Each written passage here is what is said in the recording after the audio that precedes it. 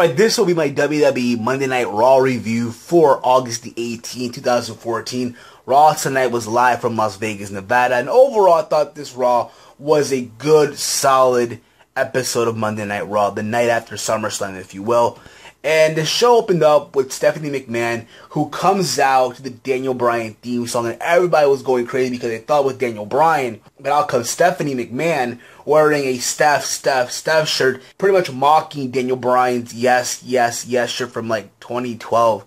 And it was funny for what it was. And she comes out, she talks about her victory at SummerSlam against Brie Bella, and she thanks her husband for support, someone who's been by her side from the beginning, who hasn't cheated on her and all that. Once again, taking a jab at Brie Bella, because supposedly Daniel Bryan cheated on Brie Bella with Megan Miller, the physical therapist. And out comes Nikki Bella, who's introduced by Stephanie McMahon. And Nikki Bella gets on the mic and she pretty much says, you know what? Brie Bella has always been the one who hogged the spotlight. It was supposed to be her and Brie against the world, the Bella twins against the world, if you will.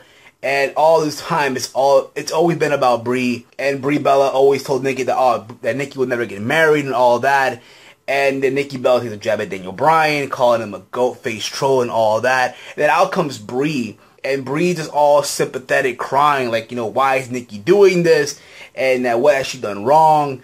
And that she forgives her pretty much. And then Nikki slaps her. And Nikki Bella screams at Brie on the mic saying, I will never forgive you for what you've done and all that. And you see Brie Bella walking out just in tears. I'm going to be very honest, okay? I get the impression that they're going to do a Nikki Bella versus Brie Bella feud. And I'm going to be very honest. I really do not want to see Nikki Bella versus Brie Bella. And I'm sure that I am one of the few people out there who does not want to see this feud. I feel like this is going to be a slop fest in the making. But then again, that's my opinion. But who's to say that they could add some influence of Daniel Bryan, or have not, you know what, bring in some John Cena. Who knows, really? Or maybe this could be the start of a heel John Cena, being that, you know, WWE on occasion love to bring in real life situations into their product. And obviously both Nikki Bella and John Cena are dating in real life. So who's to say that Nikki Bella can lure John Cena to become heel or join the Authority in defending the honor of the Nikki Bella, even though we all know that John Cena never really defends anybody on TV. So again, just throwing it out there. And then we had the first match of the night. Big Show and Mark Henry versus the Wyatt family, Harper and Rowan. This match, it was a good match to open the show. It went back and forth for a bit. Eric Rowan body slammed the Big Show, which was crazy. And it went back and forth. And at the end of it, both Big Show and Mark Henry got the win after, you know, Big Show hit the WMB, I think, on Eric Rowan. And then Mark Henry hit the World's Strongest Slam for the 1, 2, 3. And everyone's getting the impression that, Big Show and Mark Henry are going to be in line for a tag team title match down the line against the Usos. And let's be honest here, if it does happen, okay, if it does happen, I don't see them becoming tag team champions. It's going to be one of those cases of David versus Goliath, where David will overcome. In this case, David being the Usos. Alright, I think what's going to happen in the long run, the Ascension, who are currently in NXT, are going to ascend to the main roster, no pun intended, and take the tag titles from the Usos. And then you have Paige versus Natalya. And before the match even started, Paige dedicated this match to AJ Lee, calling her friend, her best friend, and that she loves her pretty much. And during this match, AJ Lee comes out, distracts Paige, and you see Natalya roll up Paige for the 1, 2, 3. So Natalya got the win. I'm going to be very honest once again. I am not a fan of the roll-up pin, and we saw it tonight, but I let it slide.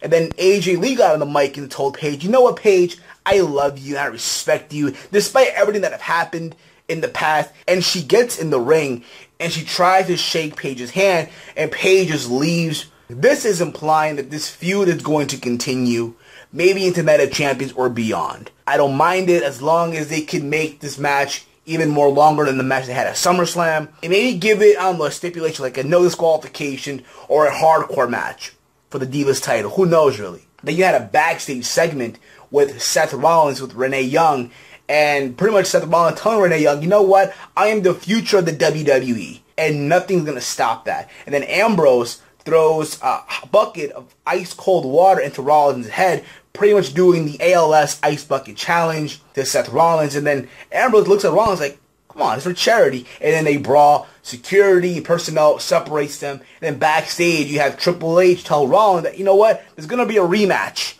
later on tonight for the main event between you and Ambrose.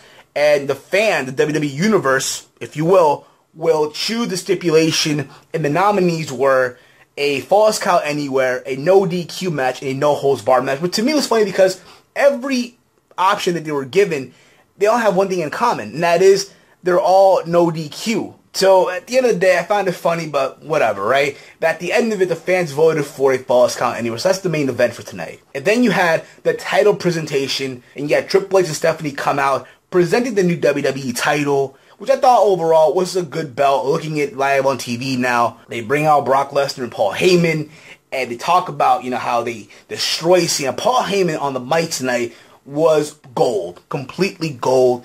Everyone was going apeshit for this. German suplex repeat, German suplex repeat, German suplex repeat. You kind of get the idea. And pretty much they just took a jab at Cena like crazy, and that nobody's going to beat Brock Lesnar for the title now. And again, it was a good segment, pretty much putting over Lesnar. Lesnar looking like a crazy maniac. Just having Paul Heyman talk for Lesnar is good, in my opinion. And then you had Dolph Ziggler versus The Miz. The rematch for the IC title. It was a good match. It ended up with Miz winning via countout since Dolph Ziggler got injured.